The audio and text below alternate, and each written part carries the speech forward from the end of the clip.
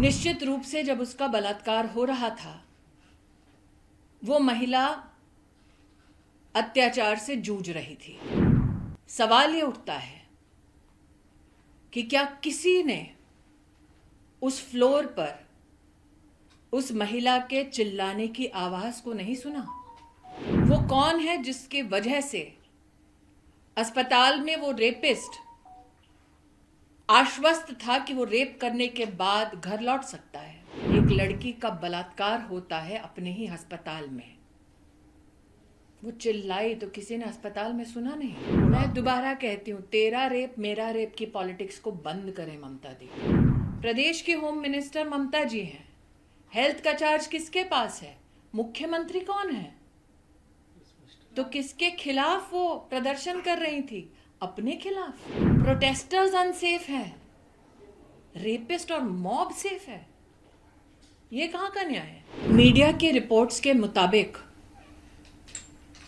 उस महिला के मृत शरीर से, आंखों से, वजाइना से खून बह रहा था। उसकी छाती पर वार हुआ था, पेट पर वार हुआ था, टांगों पर वार हुआ था, दोनों हाथों के नाखून टूटे पाए गए। निश्चित रूप से जब उसका बलात्कार हो रहा था, वो महिला अत्याचार से जूझ रही थी। सवाल ये उठता है कि क्या किसी ने उस फ्लोर पर उस महिला के चिल्लाने की आवाज को नहीं सुना? मीडिया की रिपोर्ट्स के अंतर्गत ये भी जानने में आया है कि 150 mg सीमन उस महिला में पाया गया। क्या ये एक रेपिस्ट का काम है?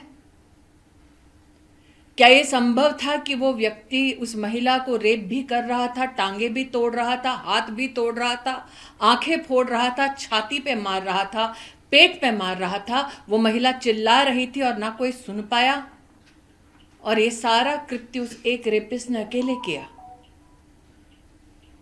वो कौन है जिसकी वजह से अस्पताल में वो रेपिस्ट आश्वस्त था कि वो रेप करने के बाद घर लौट सकता है?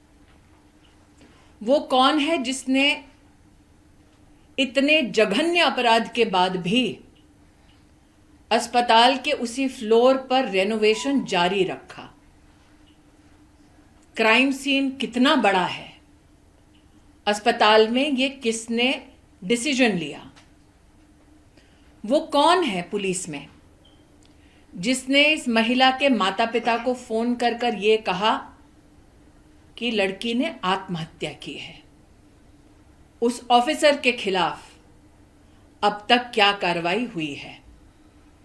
उस ऑफिसर को किसने निर्देश दिया, इंस्ट्रक्शन दिया कि वो लड़की के माता पिता को ये कहें कि सुसाइड हुआ है? वो ऑफिसर और उसका अगर सुपीरियर ऑफिसर है तो वो इस निष्कर्ष पर कैसे पहुंचे, और अगर किसी के इशारे पर पहुंचे तो वो व्यक्ति कौन है?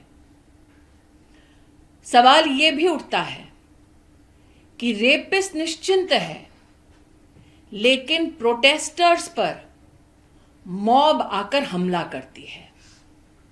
ये कैसे संभव है कि गुंडों की एक फौज इकट्ठी होती है शहर में और पुलिस को पता तक नहीं चलता?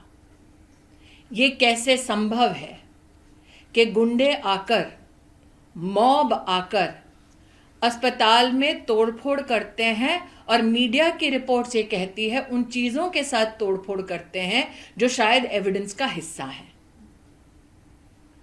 आज मैं सबसे गुजारिश करती हूं, सबसे निवेदन करती हूं, हम में से कई हैं जो मीडिया में हैं, पॉलिटिक्स में हैं, साधारण नागरिक का जीवन जी रहे हैं। निर्भया के निर्मम कांड के बाद हम सब हिंदुस्तानियों ने आवाज उठाई थी। कानून में भी बदलाव लाया गया, कानून को सख्त किया गया, जुडिशरी में आज महिला के ऊपर हुए अत्याचारों के केस कितने समय से लंबित हैं, इस वक्त मैं उस पर चर्चा नहीं कर रही।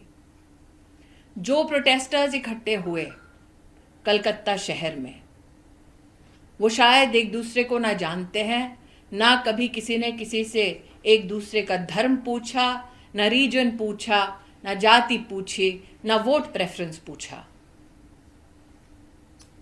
विषय है कि उस लड़की को न्याय मिलेगा या नहीं मिलेगा।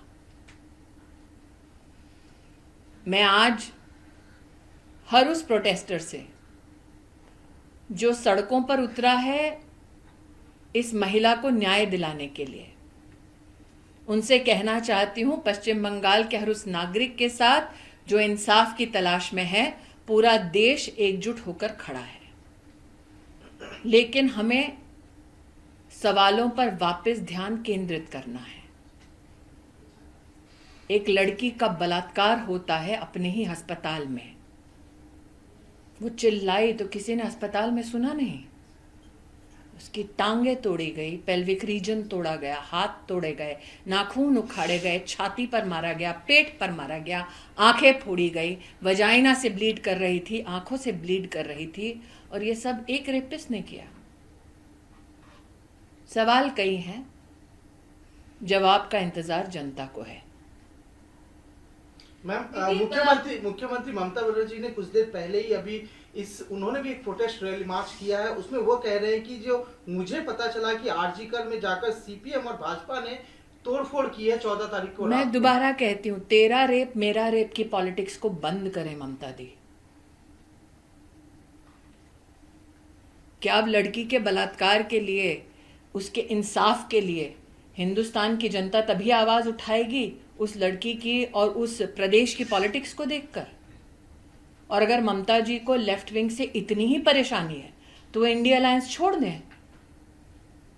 लेकिन प्रश्न उठता है कि मिचिल विरोध प्रदर्शन किसके खिलाफ किया?